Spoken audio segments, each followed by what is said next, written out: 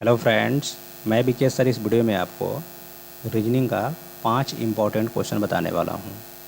ये पांचों क्वेश्चंस ऐसे क्वेश्चन हैं जो फ्यूचर में आप जब कोई भी कंपटीशन एग्ज़ाम दीजिएगा तो उसमें पूछे ही जाएंगे। इसलिए सभी क्वेश्चंस को ध्यान से देखिए। साथ ही आप लोग भी कोशिश कीजिए कि साथ में जो है सभी क्वेश्चंस को पहले खुद से सॉल्व कर लें, उसके बाद से आंसर मिलाएं, तो इससे आपको और भी बहुत ज़्यादा बेनिफिट होगा। और जो लोग चैनल पे पहली बार आए हैं वो लोग चैनल को सब्सक्राइब कर लीजिए, ताकि जब मैं नेक्स्ट टाइम वीडियो अपलोड करूँगा तो वीडियो सबसे पहले आप तक पहुँच सके। अब चलिए स्टार्ट करते हैं और देखते हैं कि करके सभी क्वेश्चंस को। देखिए, आज का जो हमारा पहला क्वेश्चन है, इसमें क्या करना है, हमको इस वाट का मान निकालना है। ठीक है, तो इस वाट के मान को निकालने के लिए सबसे पहले सेम ये जो फिगर आपको दिख रहा है इसी के जैसा दो यहाँ पे फिगर दिया गया है, और इसमें जहाँ वाट का मान है उसी के जगह पे यहाँ पे 12 लिखा हुआ है और यहाँ पे 26 लिखा हुआ है। तो पहले तो हम ये समझ लेते हैं कि आखिर ये 12 और 26 कैसे आए हैं। जिस रूल से या जिस नियम से ये 12 और 26 आए होंगे, उसी रूल से हमारा वाट का मान आ जाएगा। ज़रा आप ध्यान से देखें, इसमें क्या किया गया है, हमको 12 लाना है तो ऐसे अगर करते हैं 6 दूना 12, तो फिर 4 0 0 इधर से भी 12 आना चाहिए, तो नहीं आ रहा है, 0 हो गया। और अगर मान लीजिए हम ऐसे सोचते भी हैं थोड़ा देर के लिए कि 6 दूना 12 हो गया, तो इसमें तो 6 दहाँ के 60 हो रहा है, जबकि 26 लाना है, तो ये तो नियम नहीं काम किया। और दूसरा नियम क्या कहता है कि हम क्या करते हैं, एक बार सबको जोड़ के देखते हैं कितना आ रहा है। तो एक बार अगर इसको हम जोड़ें, 0 + 6 + 4 + 2, ये सब कहाँ से आया है, तो ये 0 + 6 + 4 + 2, इस सबको हम क्या कर रहे हैं, जोड़ रहे हैं। तो कितना आ जाएगा, 6 4 10 2 12 आ गया। ठीक है, यही 12 यहाँ पे दिया हुआ है। अब अगर ये नियम यहाँ लग जाए तब तो बिल्कुल सही माना जाएगा। तो सबको जोड़िए। अब यहाँ पे लिखेंगे नहीं, डायरेक्ट करेंगे, क्योंकि आप एग्ज़ाम में लिखने से बचें। कम लिखेंगे तो कम टाइम लगेगा, दिमाग से जो काम हो जाए उसको लिखने की ज़रूरत नहीं है। तो 2 और 10 को आप जोड़िएगा तो कितना आ जाएगा, 12। और 12 में जो है इस 8 को जोड़िएगा तो 12 8 20, और 20 में इस 6 को जोड़िएगा तो कितना हो जाएगा, 26। सबको जोड़ने पे कितना आ गया, 26 आ गया। तो यही 26 जो है यहाँ पे दिया हुआ है। ठीक है, तो यही नियम यहाँ लगा लेते हैं, हमारे वाट का मान आ जाएगा। तो 4 और 14 को जोड़िएगा तो कितना हो जाएगा, 4 और 14 हो जाता है आपका 18। 18 में 12 जोड़िएगा तब वो हो जाएगा 30, और 30 में जब इस आप 10 को जोड़िएगा तब वो हो जाएगा कितना, 40, है ना। तो वाट का मान कितना हो गया, 40 हो गया। यानी कि इस क्वेश्चन का सही आंसर 40 हो जाएगा। तो जिस नियम से हमारा 12 आया था, उसी नियम से हमारा कितना आया, 26 आया, और उसी नियम से हमारा 40 आया। इसलिए 40 जो इस क्वेश्चन का सही आंसर माना जाएगा। ऑप्शन नहीं दिए हुए हैं इसमें, तो 40 इसका सही आंसर हो जाएगा। ठीक है, नेक्स्ट क्वेश्चन को देखिए जो नेक्स्ट क्वेश्चन है, इसमें क्या कह रहा है, किसी खास कोड में बेग को जो है इतना लिखा गया है 3792, और बीट को 368 लिखते हैं, तो उस कोड भाषा में बाइट को कैसे लिखा जाएगा। देखिए, ऐसे क्वेश्चन आपके सामने जब भी आए, और ये रेलवे में इस तरह क्वेश्चन अधिकांशतः पूछा जाता है, या फिर एसएससी हर एग्जाम्स में पूछा जाता है, लेकिन रेलवे और एसएससी में ज़्यादा पूछे जाते हैं।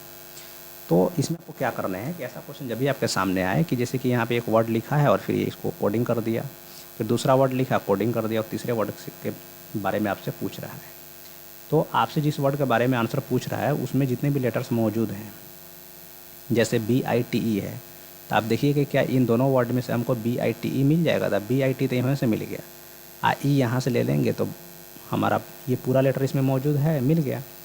तो ऐसे क्वेश्चंस का आंसर निकालना बड़ी आसान होता है। आपको जिसका मान निकालना है उसको लिख दीजिए, ठीक है, या फिर ऐसे ही देख सकते हैं, तो आप अपना ऐसे ही देख लीजिए।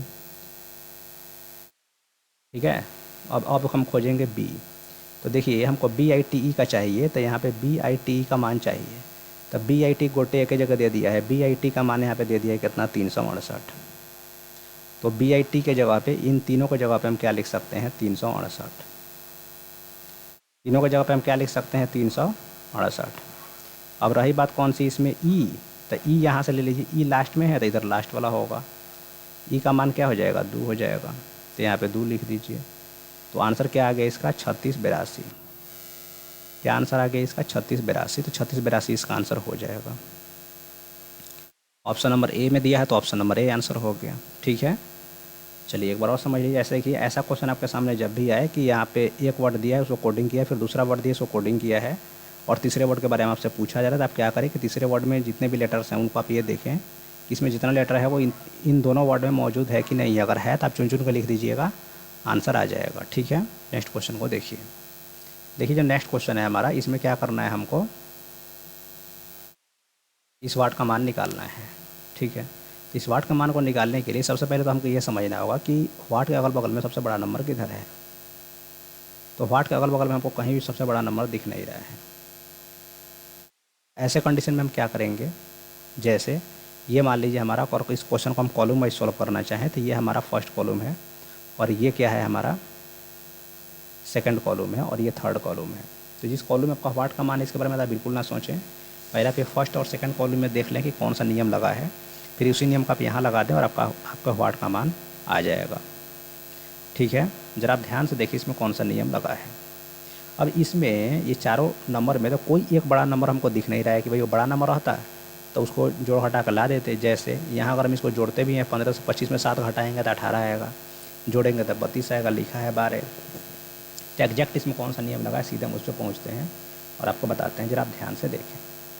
अगर हम क्या करते हैं, इस 15 और 10 को जोड़ते हैं कितना आ जाएगा 25, और 12 और 7 को जोड़ते हैं तो 19, ये नहीं हुआ।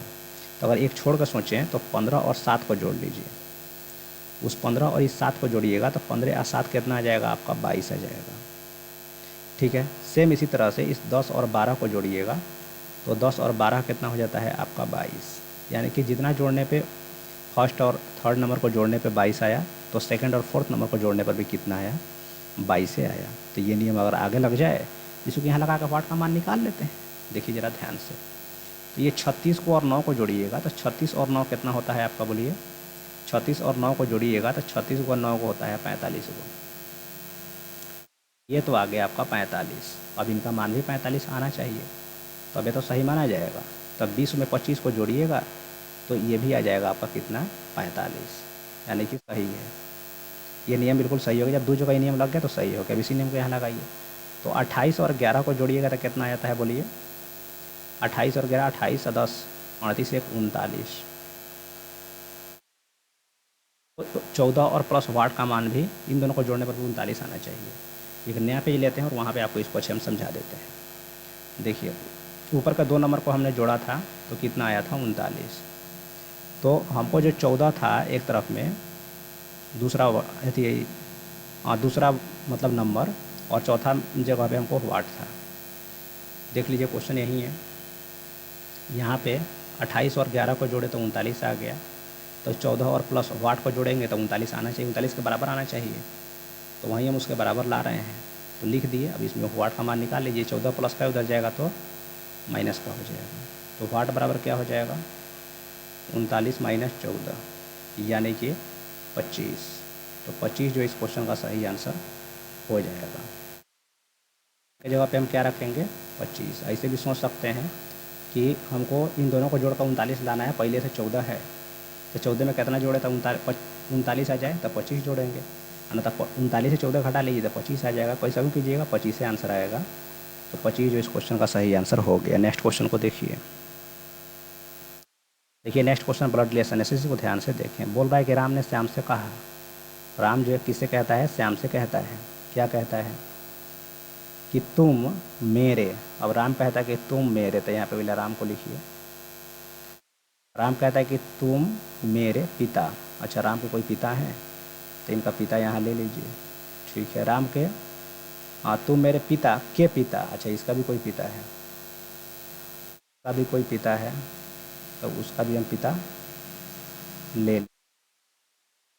क्वेश्चन कहाँ यहाँ तक पहुँच गए, तुम मेरे पिता के पिता की पत्नी, अच्छा पिता की पत्नी,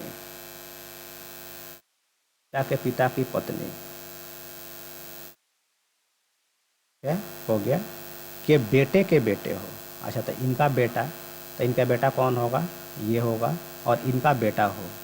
अब इनका बेटा कहाँ आएगा, और नीचे आएगा, तो यहाँ पे जो क्या हो जाएगा, जो इसका भाई होगा वहीं क्या हो जाएगा, इसका बेटा हो जाएगा। ठीक है, बस डायग्राम बन चुका है। तो श्याम राम का कौन है, तो ये तो भाई है। श्याम राम का कौन हुआ, भाई है, दोनों एक ही पीढ़ी में है और दोनों मेल है, तो ये इसका भाई होगा। तो सगा भाई जो इसका आंसर हो जाएगा। एक बार और इसको ध्यान से समझिए। देखिए, कह रहा है कि राम ने श्याम से कहा, राम श्याम से कहता है कि तुम मेरे, यानी कि राम कह रहा है कि तुम जो है मेरे पिता, अब देखिए मेरे पिता के पिता यानी कि पिता की पत्नी यानी कि ये पत्नी के बेटे हो। अब इसका बेटा कौन होगा? तो इन दोनों का बेटा जो है ये होगा, ये आदमी। कि बेटा के बेटे हो, अब इसका भी बेटा, तो इसका एक बेटा तो राम ही है और दूसरा श्याम है, मतलब वो श्याम क्या है? इसका भाई है। ठीक है, श्याम को हमने यहाँ पे ले लिया। ठीक है, तो पूछ रहा है कि तो श्याम राम का कौन है? भाई है, तो सगा भाई इसका आंसर हो गया। नेक्स्ट क्वेश्चन क्या कह रहा है कि माइटोकॉन्ड्रिया का संबंध अगर ऊर्जा से है, यानी कि माइटोकॉन्ड्रिया अगर ऊर्जा देता है तो डीएनए से किसका संबंध होगा? तो डीएनए से क्या होता है, बोलिए। और डीएनए का फुल फॉर्म क्या होता है? डीऑक्सीराइबोज न्यूक्लिक एसिड होता है ना। तो डीएनए किससे संबंधित होता है? तो ये वंशानुक्रम से संबंधित होता है। ये किससे संबंधित होता है? वंशानुक्रम से संबंधित होता है, यानी कि एक माता और पिता के जो भी गुण है उसके बच्चे में जाते हैं, तो किससे जाते हैं? डीएनए के माध्यम से ही जाते हैं। तो इसी को वंशानुक्रम कहा जाता है। तो वंशानुक्रम यानी कि ऑप्शन नंबर 1 इसका आंसर हो जाएगा। ठीक है फ्रेंड्स, इस वीडियो में मुझे 5 क्वेश्चन बताएं जो आपको बताते अच्छे समझा दिए। उम्मीद करते हैं आपको वीडियो पसंद आया होगा। अगर आपको वीडियो पसंद आया है तो वीडियो को एक बार लाइक कर दीजिए, चैनल को सब्सक्राइब कर लीजिए, और इस वीडियो को एक बार आप जिस भी सोशल मीडिया प्लेटफॉर्म पे हैं, व्हाट्सएप, फेसबुक, इंस्टाग्राम, जहाँ भी हैं, वहाँ पे इसको एक बार शेयर ज़रूर कर दीजिए। मिलते हैं आपसे नेक्स्ट वीडियो में। Thank you.